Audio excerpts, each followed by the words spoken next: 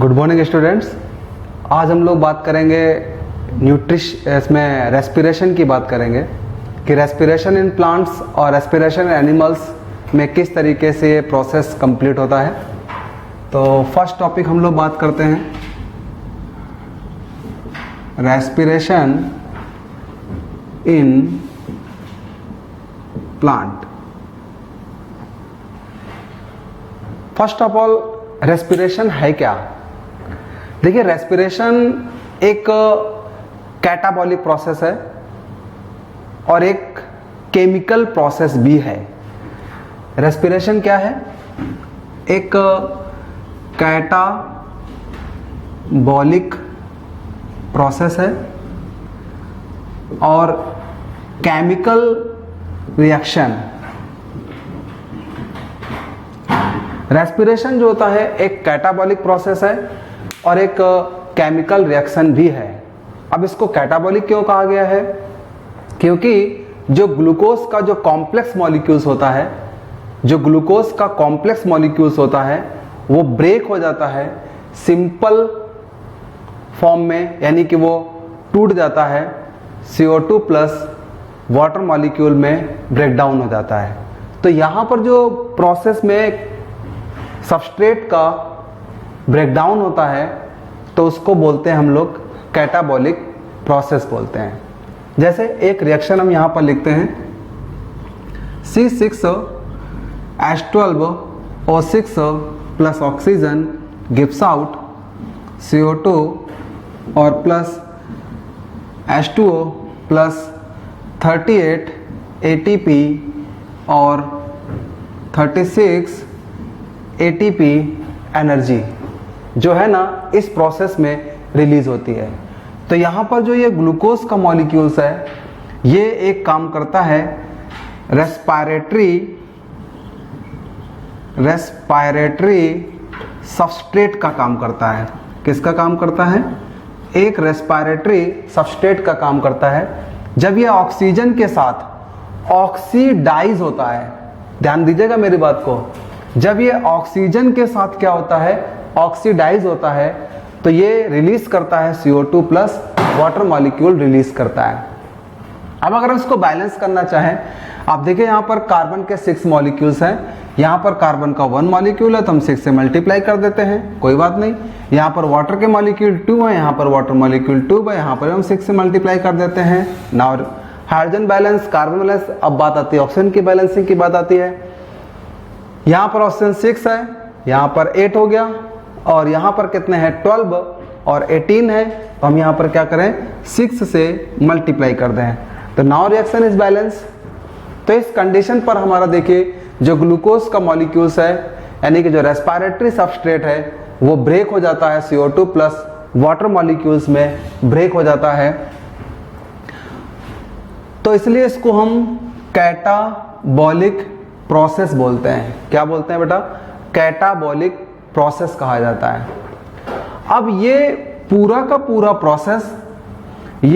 पूरा प्रोसेस एक सेल के अंदर कंडक्ट होता है। ये पूरा का पूरा प्रोसेस एक सेल के अंदर कंडक्ट होता है, तो उसको हम बोलेंगे सेल्यूलर रेस्पिरेशन बोलेंगे। क्या बोलेंगे? सेल्यूलर रेस्पिरेशन बोलेंगे। अगर ये प्रोसेस सेल के अंदर नहीं होगा, कहीं बाहर होता है, तो नॉर्मल हमारा रेस्पिरेशन का प्रोसेस होगा, लेकिन ऐसा पॉसिबल नहीं होता है क्योंकि ग्लूकोज का मॉलिक्यूल कहाँ प्रेजेंट होता है? ग्लूकोज का मॉलिक्यूल प्रेजेंट होता है सेल में प्रेजेंट होता है, और जब सेल के अंदर प्रेजेंट होगा तो प्रोसेस कहाँ पर होगा? सेल के अंदर ही प्रोसेस कंडक्ट होगा। तो इस बात पर आपको ध्यान रखना है कि ये अगर पूछा जाता है सेल्यूलर रेस्पिरेशन की डेफिनेशन पूछी जाती है तो आप सिंपल से वर्डों में लिखेंगे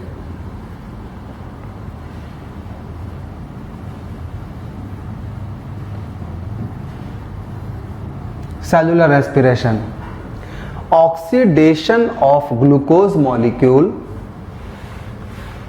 release carbon dioxide and water molecule and high amount of ATP energy known as cellular respiration।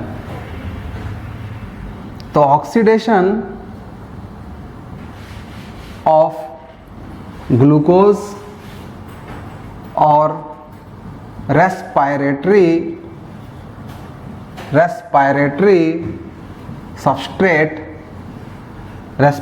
Substrate release CO2 and water molecule and high amount of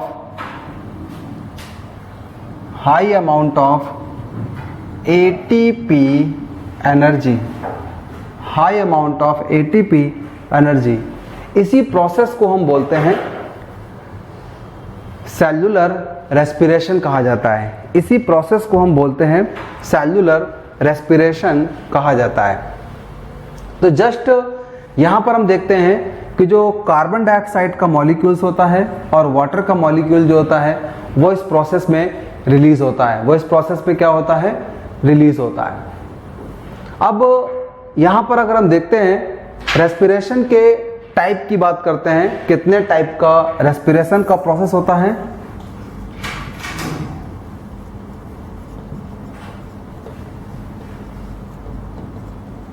types of respiration में अगर हम बात करें तो ये 2 टाइप का होता है।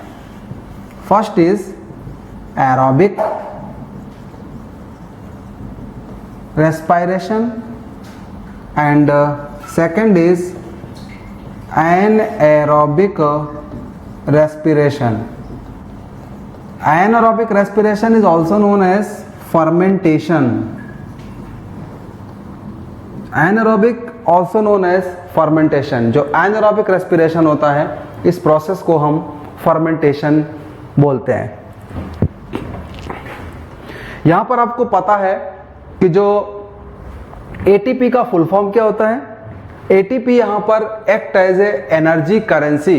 ATP किसका काम करती है, एक तरीके से एनर्जी करेंसी का काम करती है।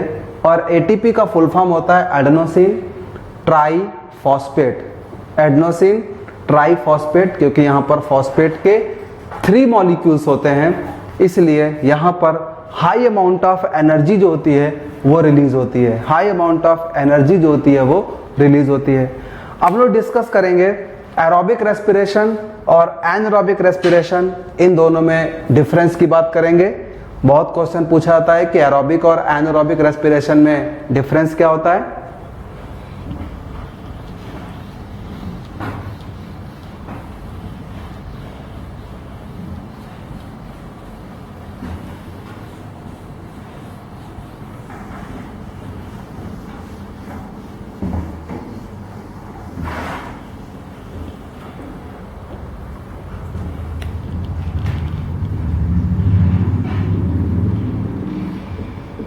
एरोबिक रेस्पिरेशन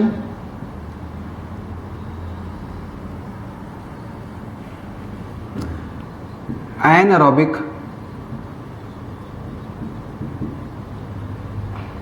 रेस्पिरेशन, इसको हम बोलते हैं फर्मेंटेशन। इसको कहा जाता है फर्मेंटेशन। देखिए फर्स्ट पॉइंट, एरोबिक रेस्पिरेशन जो प्रोसेस है ये होता है हमारा presence of oxygen. Presence of oxygen, oxygen के प्रेजेंस में प्रोसेस होता है। और ये जो प्रोसेस है वो होता है हमारा absence of oxygen. Absence of oxygen, तो ये जो प्रोसेस है वो ऑक्सीजन के एब्सेंस में होता है। सेकेंड पॉइंट, यहाँ पर अगर हम बात करते हैं तो एरोबिक रेस्पिरेशन में पर्टिकुलर जो होता है no form any by product और इंटरमीडिएट प्रोडक्ट। ना ही यहाँ पर कोई बाय प्रोडक्ट बनता है और ना ही यहाँ पर कोई इंटरमीडिएट प्रोडक्ट का फॉर्मेशन होता है। सेकंड पॉइंट, इस पे फॉर्म्स बाय प्रोडक्ट और इंटरमीडिएट इंटरमीडिएट प्रोडक्ट, यहां पर हमारा इंटरमीडिएट प्रोडक्ट का फॉर्मेशन होता है। थर्ड पॉइंट, अगर हम यहां पर बात करते हैं कि एरोबिक रेस्पिरेशन की बात करें तो यहां पर देखिएगा एरोबिक रेस्पिरेशन में CO2 या वाटर मॉलिक्यूल जो होता है फॉर्मेशन होता है, फॉर्मेशन ऑफ वाटर मॉलिक्यूल। जो थर्ड स्टेप हमारा जो होता है यहां पर होता है no formation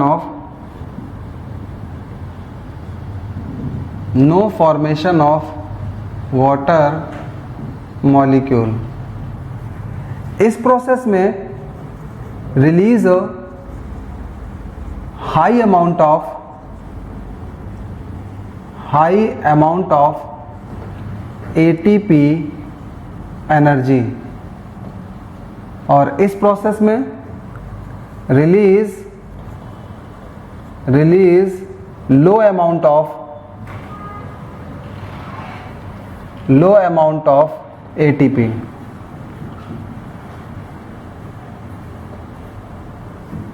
low amount of ATP। अब देखिए यहां पर हम यहां पर रिएक्शन लिखते हैं, एरोबिक रेस्पिरेशन के रिएक्शन यहां पर लिखते हैं। तो देखिए रेस्पिरेटरी सिस्टम हमारा C6H12O6 है और प्लस ये करेगा, रिएक्शन करेगा, तो यहाँ पर CO2 प्लस H2O का फॉर्मेशन होगा और प्लस 36 और 38 ATP एनर्जी यहाँ पर रिलीज होगी। बैलेंस कर लेते हैं, यहाँ पर 6 लगा दें, यहाँ पर 6 लगा दें, यहाँ पर 6 लगा दें, तो रिएक्शन हमारा जो होगा बैलेंस हो आएगा।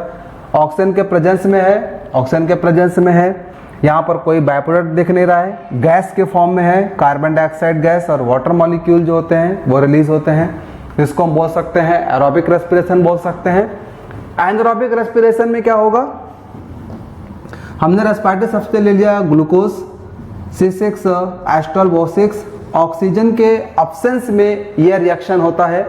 यहाँ पर जो होता है हम यूज करते हैं जाइमेज एंजाइम यूज करते हैं, और यहाँ पर ईस्ट एक फंगस है उसके प्रेजेंस में यह रिएक्शन कराते हैं। तो यहाँ पर यह बनाता है एथाइल अल्कोहल C6C5H5OH। C2 हमारा जो बनता है, यहाँ पर प्रोडक्ट हमारा जो बनता है वह एथाइल अल्कोहल के फॉर्म में ये हमारा प्रोडक्ट का फॉर्मेशन हो जाता है, इथेनॉल जिसको हम लोग बोलते हैं C2H5OH।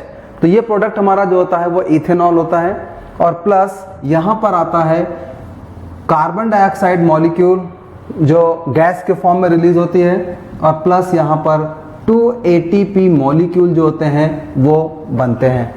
इसको हम बोलते हैं इथेनॉल, या इसी को हम बोलते हैं एथाइल अल्कोहल।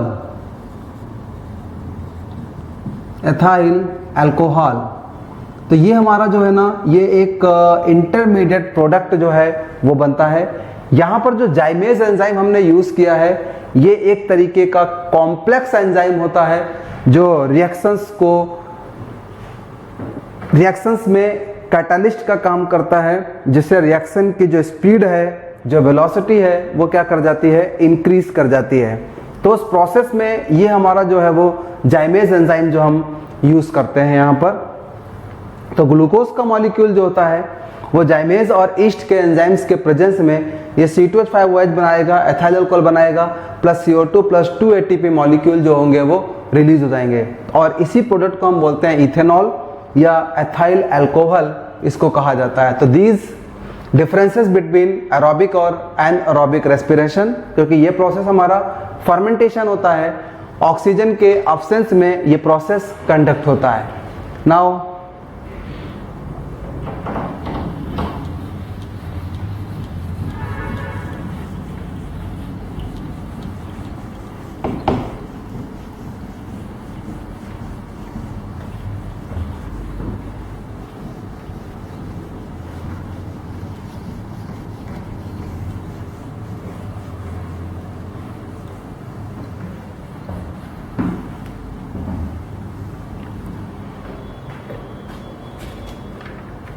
देखिए प्लांट्स में रेस्पिरेशन की अगर हम बात कर रहे थे कि प्लांट्स में पर्टिकुलर रेस्पिरेशन जो होता है, तो यहाँ पर प्लांट्स के जो ब्रांच होते हैं, प्लांट्स के जो रूट्स होते हैं, प्लांट के जो लीव्स होते हैं, उन सभी में रेस्पिरेशन का प्रोसेस जो होता है वो कंडक्ट होता है। उन सभी में रेस्पिरेशन का प्रोसेस जो होता है वो कंडक्ट होता है। तो यहाँ पर पर्टिकुलर अगर हम बात करें, पहले तो हम इसकी एक प्रोसेस की बात कर लेते हैं कि किस तरीके से प्रोसेस हमारा कंप्लीट होता है। तो देखिए बेटा, सबसे पहले हमारा जो एक कॉमन रेस्पिरेटरी प्रोडक्ट है हमारा, वो होता है ग्लूकोज। कॉमन रेस्पिरेटरी प्रोडक्ट हमारा जो होता है, कॉमन रेस्पिरेटरी प्रोडक्ट हमारा जो होता है सबस्ट्रेट के फॉर्म में, सॉरी, जो यूज करते हैं रेस्पिरेटरी सबस्ट्रेट, तो रेस्पिरेटरी सबस्ट्रेट हमारा जो होता है वो होता है ग्लूकोज। जब ये ग्लूकोज साइटोप्लाज्म में, इन साइटोप्लाज्म, ये जब साइटोप्लाज्म में प्रोसेस करता है तो ये बनाता है पायरुविक एसिड, पायरुविक एसिड, और इसी पायरुविक एसिड को हम बोलते हैं पायरुवेट, पायरुवेट। और ये जो पायरुवेट हमारा होता है ये 3 कार्बन कंटेनिंग कंपाउंड होता है, और प्लस यहाँ पर जो है ना वो एनर्जी जो होती है वो रिलीज होती है। तो यहाँ पर जो एनर्जी रिलीज होती है वो 2 ATP मॉलिक्यूल जो होते हैं वो रिलीज होते हैं। तो यहाँ पर जो एनर्जी होती है वो हमारा होता है 2 ATP मॉलिक्यूल जो होते हैं वो रिलीज होते हैं। तो ये जो प्रोसेस है, इस प्रोसेस जो होता है इसको हम बोलते हैं ग्लाइकोलाइसिस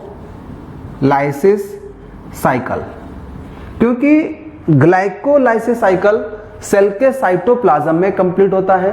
तो सेल के साइटोप्लाज्म में 1 glucose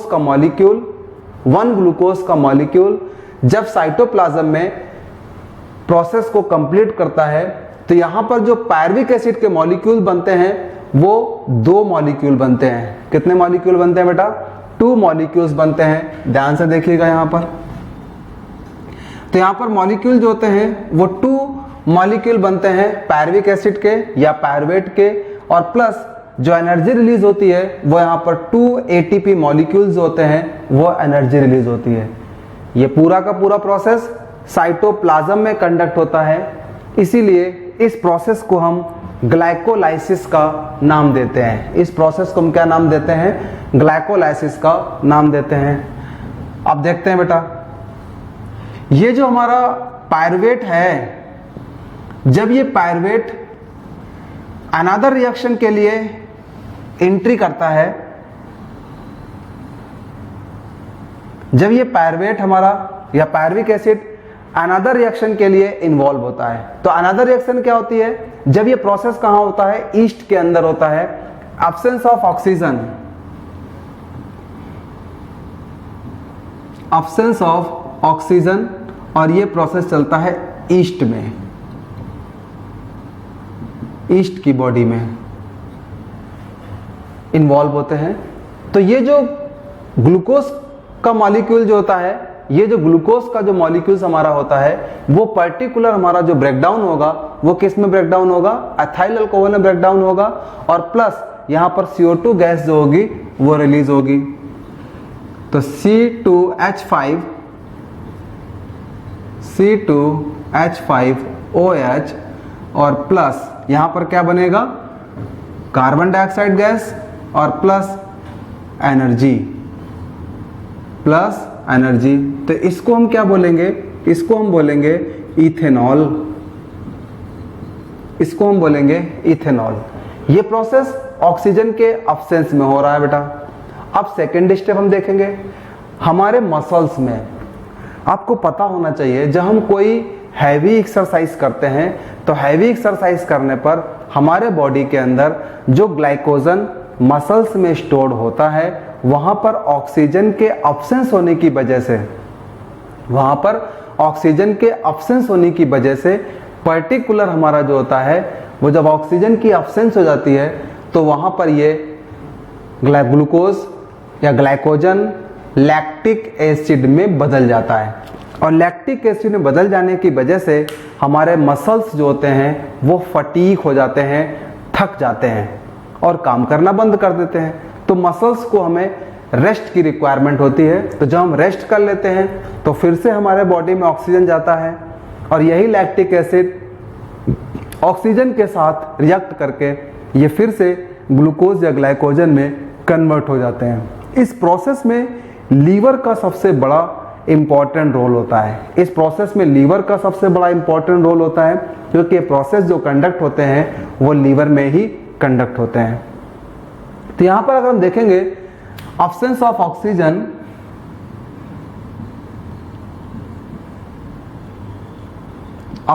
oxygen in muscles cell. तो मसल सेल्स में ऑक्सीजन कैसे कम होगा? मैंने बताया कि जब हम लोग कोई हैवी एक्सरसाइज करते हैं तो उस कंडीशन पर ऐसा हो जाता है। तो ये क्या बना लेगा? ये बना लेगा हमारा लैक्टिक एसिड और प्लस एनर्जी। लैक्टिक एसिड और प्लस एनर्जी। यहां पर देखो बेटा, lactic acid 3 carbon containing compound होता है और एथाइल अल्कोहल हमारा जो होता है ये 2 कार्बन कंटेनिंग कंपाउंड होता है। और इसी लैक्टिक एसिड की वजह से हमारे मसल्स जो होते हैं वो थक जाते हैं। अब नेक्स्ट हमारी बात आती है यहां पर presence of oxygen. Presence of oxygen यानी कि जब प्रोसेस ऑक्सीजन के प्रेजेंस में होगा तो ये कहां पर चलेगा बेटा? In mitochondria. माइटोकॉन्ड्रिया से हम लोग पहले से परिचित हैं, जानते हैं, क्योंकि माइटोकॉन्ड्रिया के अंदर एरोबिक रेस्पिरेशन होता है। माइटोकॉन्ड्रिया के अंदर एरोबिक रेस्पिरेशन होता है। साइटोप्लाज्म में जो रिएक्शन होती है वो हमारा एरोबिक भी होता है और एनारोबिक भी होता है, दोनों तरीके से होते हैं। तो प्रेजेंस ऑफ ऑक्सीजन में अगर हम देखेंगे तो माइटोकॉन्ड्रिया में अगर ये रिएक्शन करेगा तो ये हमारा जो कंप्लीट ग्लूकोज का मॉलिक्यूल्स है तो ये किस में ब्रेक होगा?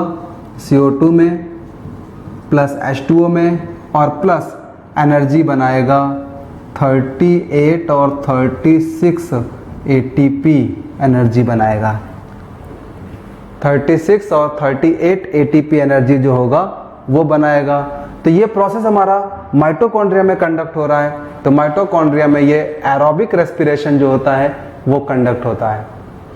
तो इसलिए वो कंप्लीट ग्लूकोज के मॉलिक्यूल का जो ब्रेकडाउन होता है वो इसी में कंप्लीट ब्रेकडाउन हो जाता है। Carbon dioxide plus water molecule में ब्रेकडाउन हो जाता है।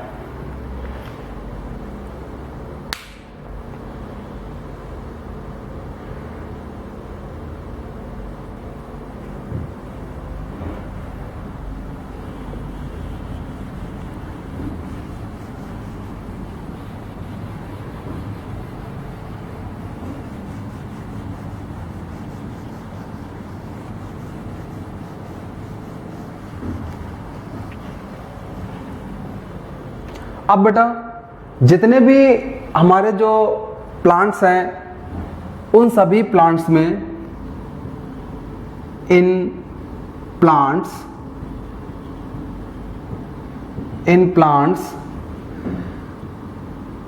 respiration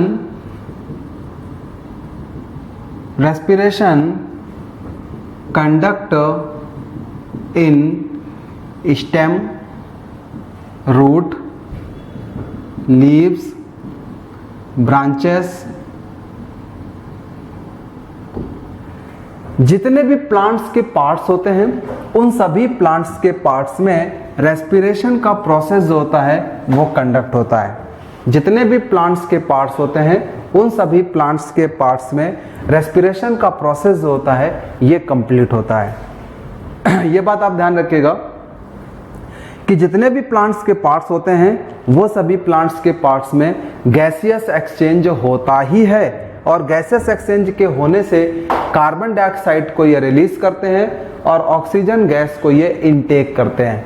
तो यहाँ पर जो रेस्पिरेशन की बात आती है तो वो इसी तरीके से पार्टिसिपेट करते हैं रेस्पिरेशन के प्रोसेस में। तो oxygen is obtain from the atmosphere, oxygen is obtained from atmosphere, oxygen is obtained from atmosphere which diffuses in through which diffuses in through। अब देखिए जो भी यहाँ पर गैसेस एक्सचेंज होता है वो डिफ्यूजन के द्वारा होता है, जो भी गैसेस एक्सचेंज ऑर्गन्स के द्वारा होता है वो यहाँ पर जो होता है वो डिफ्यूजन प्रोसेस के द्वारा होता है। तो डिफ्यूजन प्रोसेस हम लोग जानते हैं हायर कंसंट्रेशन से लोअर कंसंट्रेशन की तरफ गैस के मॉलिक्यूल जो होते हैं वो डिफ्यूज हो जाते हैं। हायर कंसंट्रेशन से लोअर कंसंट्रेशन की तरफ गैस के जो मॉलिक्यूल्स होते हैं वो डिफ्यूज हो जाते हैं और डिफ्यूज होकर के वो बॉडी से बाहर कार्बन डाइऑक्साइड को रिलीज कर पाते हैं। तो यहाँ पर देखो बेटा, पहला जो हमारा जो स्टेप है वो होता है हमारा स्टोमेटा। स्टोमेटा थ्रू स्टोमेटा हमारा जो होता है ये पर्टिकुलर जो होता है ये कहाँ पर प्रेजेंट होते हैं? In leaves. Stomata in leaves. Second हमारा स्टेप होता है लेंटिसल्स। जो लेंटिसल्स होते हैं तो लेंटिसल्स हमारे जो होते हैं ये पाए जाते हैं स्टेम्स में, इन स्टेम्स। और थर्ड हमारा जो पार्ट आता है surfaces, general surfaces of the roots. General surfaces of roots. तो these are the three parts where gaseous exchange occurs. ये दी थ्री पार्ट्स हैं जहां पर हमारा गैसेस एक्सचेंज होता है। तो गैस एक्सचेंज मैंने बताया आपको कि कार्बन डाइऑक्साइड को रिलीज करते हैं और ऑक्सीजन गैस को इनटेक करते हैं रेस्पिरेशन के प्रोसेस के लिए। तो यहाँ पर जो पर्टिकुलर हमारा जो है ये थ्री पार्ट है जहां पर हमारा गैसेस एक्सचेंज हो जाता है।